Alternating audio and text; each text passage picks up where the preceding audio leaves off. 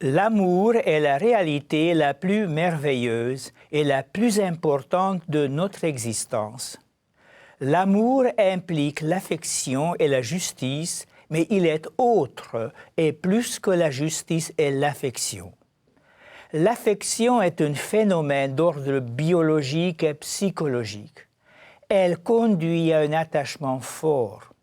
Quant à la justice, c'est une relation où la distance par rapport à l'autre est conservée. Et c'est une relation définie et gérée par la réciprocité. Quant à l'amour, il implique certes l'attachement et aspire à la réciprocité, mais il va au-delà. Contrairement à l'attachement quasi instinctif, l'amour est un engagement qui éclaire la connaissance et anime et maintient la volonté. D'autre part, la relation de réciprocité qu'est la justice est fondée sur la stricte équivalence des obligations, où l'homme peut s'attendre à recevoir autant qu'on doit donner, ni plus ni moins. La justice ne fait pas de cadeaux, tandis que l'amour, de par sa nature, est don. L'amour doit aller, pour ainsi dire, au-delà de lui-même et il doit agir gratuitement, sans tenir compte des actions et des prestations de l'autre. Il n'est pas le paiement intégral d'une dette, mais l'offrande illimitée de ce qu'on a et finalement de ce qu'on est. Et cette haute réalité de l'amour a plusieurs instances, à savoir l'amour de Dieu pour Dieu et l'amour de Dieu pour les hommes. L'amour de l'homme pour Dieu et l'amour de l'homme pour l'homme. L'amour entre des époux et l'amour entre parents et enfants. L'amour de Dieu est la racine et le principe de tout amour. D'abord à l'égard de lui-même, ensuite à l'égard de ses créatures libres. Ces deux instances fondatrices de l'amour en manifestent les deux composantes essentielles, l'illimitation est une union non fusionnelle. Dieu, dans sa Trinité, vit une vie d'amour. Les trois personnes se donnent complètement. Le Fils se reçoit du Père et s'assume dans sa réalité de don du Père. Le Père reçoit la paternité en engendrant le Fils et l'Esprit naît qu'en étant le lien aimant entre le Père et le Fils. Le don de soi des trois est total. Néanmoins, il ne dissout ni ne diminue la réalité ultime et l'indépendance radicale des donateurs.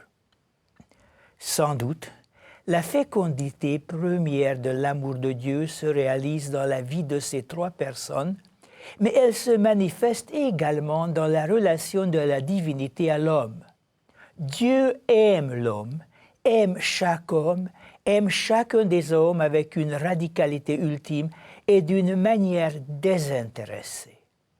Néanmoins, dans cet amour combien respectueux de la liberté de l'homme, il ne cesse pas d'être Dieu. L'amour de l'homme pour Dieu est un amour de gratitude pour le don gratuit de l'avoir créé et de le maintenir dans l'existence. Il est, pour ainsi dire, une réponse balbutiante à cet amour débordant qui ne cesse de rayonner vers lui. Quant à l'amour des autres hommes, pour le chrétien, qu'il est fondé sur la condition d'image de Dieu de chaque homme. Étant image de Dieu, nous sommes chacun de nous toujours une fin en soi et jamais une moyenne pour une autre personne, pour une cause ou pour une communauté humaine. Fin en soi, l'homme est d'une valeur illimitée et en tant que tel, il exige de la part de l'autre homme un amour désintéressé et radical. Les saints sont des humains qui peuvent faire preuve de cet amour illimité envers tout autre homme, comme l'a fait la mère Teresa à l'égard des mendiants mourants à Calcutta. Pour les saints, tout homme est son prochain, mais pour la plupart de nous, cette condition de prochain de l'autre ne saurait être reconnue d'une manière effective que dans certains rapports interhumains privilégiés, notamment ceux qui relient entre eux les époux ou les parents et les enfants. L'amour entre deux personnes différentes précède le mariage et le prépare, mais ne s'achève et ne s'accomplit que dans le mariage. L'union conjugale est d'une inconditionnalité radicale, mais elle refuse la fusion des personnes. C'est en restant et en s'épanouissant comme personne autonome que je vis le don de soi illimité qu'appelle le mariage.